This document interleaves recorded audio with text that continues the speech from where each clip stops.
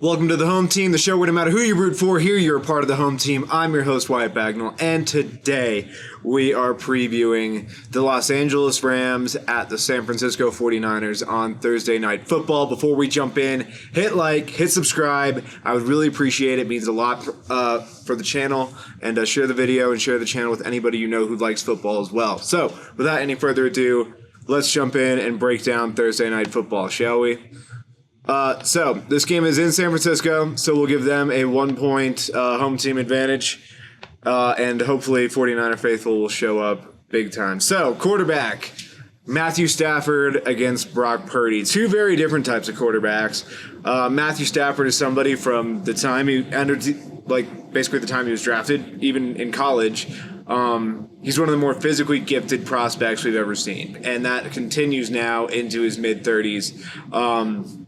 Still has a great arm, still is a very good quarterback, and the Rams feel pretty comfortable with him in any game. Brock Purdy's very different, less physically gifted, but quite intuitive, quite anticipatory, and runs the 49ers offense as well as anybody could ask him to. Most people would probably take Matthew Stafford as the better one, but I would say both teams are not weak at the position. So I'm going to give both teams the point, even though I would say Matthew Stafford probably has a slight edge. Running backs. Well, at the start of the season, or even 2 weeks ago, I would tell you that the 49ers have the better running back room. But Christian McCaffrey and Jordan Mason are on IR. Guerendo started last week, had a good game, hurt his foot. And we're likely going with our fourth running back in this game. So that's really exciting. And that's with Elijah Mitchell before the year even started getting hurt. So really, this is our fifth running back that we would have wanted to play from the start of the year. Whereas the Rams have Kyren Williams, and he is a very good running back. I'm going to give them the edge for that position specifically, where, it sucks because the Niners just aren't going to have their running backs, but Kyren Williams is a good back nonetheless. So I'll give the Rams the point there. Wide receivers. For the Rams, obviously Puka Nacua is the headliner, and then Cooper Kupp usually plays the slot, then DeMarcus Robinson is the third one. So they have a really good group. Puka Nacua in particular is an elite receiver. He's about as good as it gets in this league at this point, especially for a young guy. The Niners, Deebo Samuel, Juwan Jennings, Ricky Pearsall. If Brandon Ayuk was still around, that would be nice, but he's not. I would say that the Rams have a slight edge here, although I'll say the 49ers receivers are still not a problem. Juwan Jennings in particular plays really well, makes a lot of clutch plays, clutch catches. Whenever he's given the opportunities, he capitalizes on them, and I hope that he's given a lot in this game. Deebo is dynamic with the ball in his hands. Obviously, there's some drama this week about him posting stuff about, I'm not having problems, I'm just not really getting the ball, which, okay, whatever he wants to say, man. You can tell when you watch him play that he isn't and I've said this from the start, he's not this route running savant, he's not your traditional receiver. You have to get him the ball in different ways, and once you get to that point, it's danger. But he's not the most conventional receiver. I always compared what I thought Deebo Samuel's career would be to a shooting star. He would burn bright but burn out quick. Plays really physical, and that takes its toll after a while. He's been injured for a lot of his career. I'm going to give the Rams the edge at wide receiver, while acknowledging that the 49ers receivers are certainly dynamic enough that they could have a great game, certainly. Tight end, this is simple. I'll put it like this. The Rams, they have, right now, it's Colby Parkinson who plays a lot of the reps for the Rams. But George Kittle is, as of right now, the best tight end in the NFL. I would say that there's a really strong case to be made that it's Brock Bowers that could have that spot, but I'll take George Kittle because he's still a dynamic blocker, and per PFF, he currently is the highest graded tight end. Kittle had 150 yards last week. He's played great all year despite difficult circumstance. Still a physical blocker. Easily one of the best players on this team. And I think I maintain he's the best tight end in the NFL. I would tell you he's been the best tight end in the NFL for a while. But Kittle gets the point there for the Niners. Offensive line. If Trent Williams was playing, I would say that this is pretty much a draw because Dominic Pooney at right guard is playing at an all-pro level. Certainly should be on the all-rookie team, and I would say should be a Pro Bowler. But he's playing at an all-pro level. Grading out right now as the fourth best guard in the entire league. So it looks like the 49ers got themselves a gem in the later rounds this year, which has been nice. They've had a habit of doing that. Nobody on the offensive line is particularly playing like awful, but if Trent Williams was there, I would feel really, really strongly that this is great. As for the Rams, they have not a whole lot of name value, but just solid guys on their offensive line. Rob Havenstein's probably the one that people would recognize the most. He's a veteran player at this point. Alaric Jackson's at left tackle. Steve Avila's at left guard. We got Bo Limmer at center, and then Kevin Dotson at right guard. So they have a pretty solid group, whereas the Niners, Jalen Moore's backing up Trent Williams, Colton McKivitz right tackle, Jake Brendel's center, and then Aaron Banks is the left guard. Again, it's a fine group. If Trent Williams was in there, I wouldn't feel worried at all, really, about how they could match up with the Rams front because Jared Verse usually lines up over on that side, and Trent Williams could handle Jared Verse just fine. But I would be I'm a little more hesitant with this group. I'm gonna give them both a point for that. Just because even without Trent Williams, the Niners offensive line is playing decently, but it's a little more concerning. Whereas the Rams offensive line is a little bit of a lower ceiling regardless. But they have most of their guys in there, and they play well together with Sean McVay. So I'm going to go ahead and say that they both get a point for offensive line. Defensive line. This is one where I'll just put it out there. The Rams are getting the point for this one. Nick Bosa is a game-time decision. If Nick Bosa plays, I would say this is a draw, and I would say that the 49ers would even potentially have a slight edge. He has that big of an impact on this team. When he plays, he has one of the highest pressure rates in the entire NFL. When he got hurt, he was like one of the top 2 or 3 guys in the entire league in pressures. And then when he doesn't play, this is one of the bottom defensive line groups in the league. So you tell me, if Nick Bosa's playing, I think the defensive line plays decent. He doesn't play, I think it's trouble. Whereas for the Rams, Jared Verse should be Defensive Rookie of the Year. He's played great. They have Kobe Turner at defensive tackle, who, well, now listen, he's not Aaron Donald, but he's a good player. And those two guys spearhead a young defensive line for the Rams. Whereas the Niners, their group without Nick Bosa is much more of a veteran group, and it's a pretty unspectacular one. So I'll give the edge to the Rams on the defensive line. Linebackers. This one's pretty simple. The Niners get the edge. Fred Warner, even on a broken ankle, is the best linebacker in the NFL. And there is a possibility, although it's not confirmed yet, that this is the game where Dre Greenlaw will return.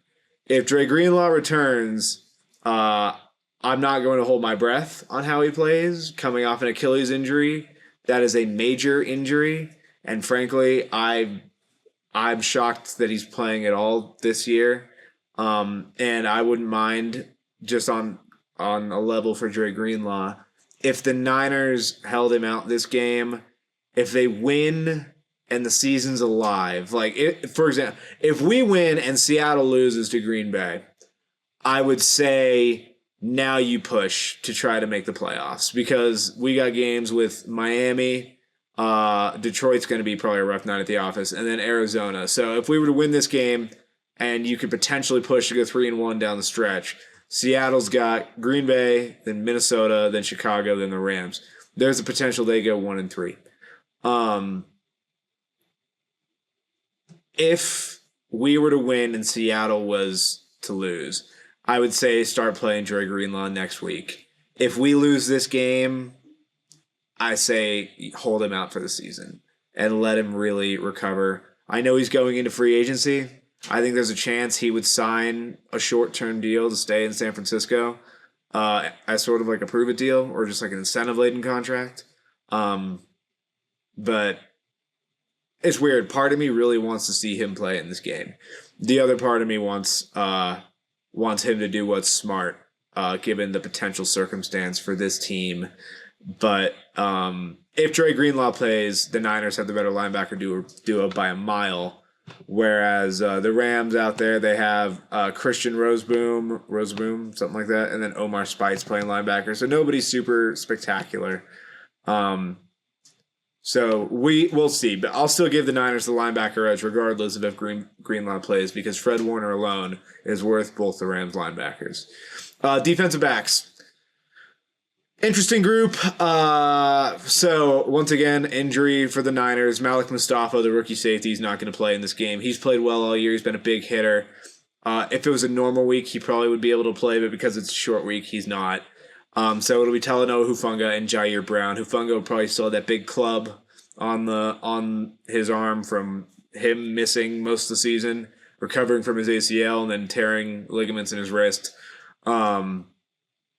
But it'll be good to have him out there, and then Jair Brown will man the other safety spot. So I don't think we're in huge trouble there. Diamador Lenore is a good cornerback. Travarius Ward is usually a good corner.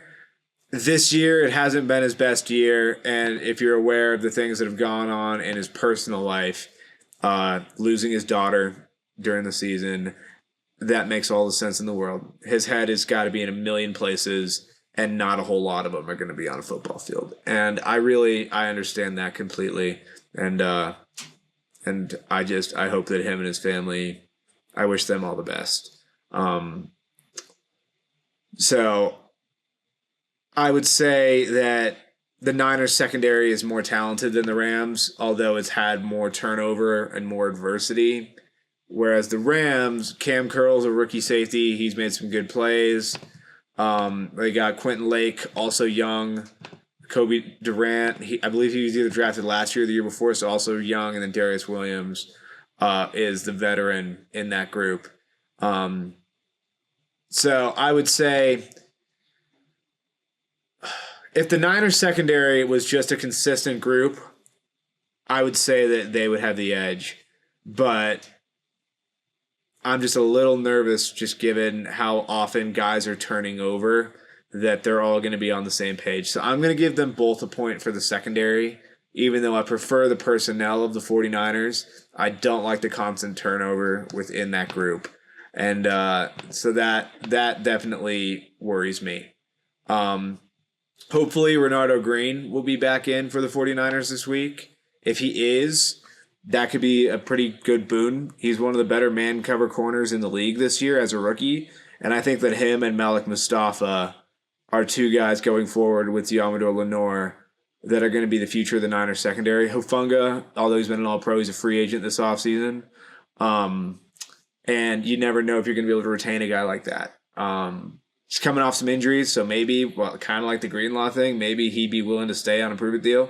But if not, I wouldn't mind the Niners looking in the draft for somebody like, obviously Georgia, the safety Malachi Starks would be ideal, but I wouldn't mind looking in the draft for another safety. So overall, I'll leave it there. Then head coaches, Kyle Shanahan, Sean McVay, both teams get a point. These are two of the best coaches in the league. They both have their teams consistently competing, consistently, punching above their weight when they're able to.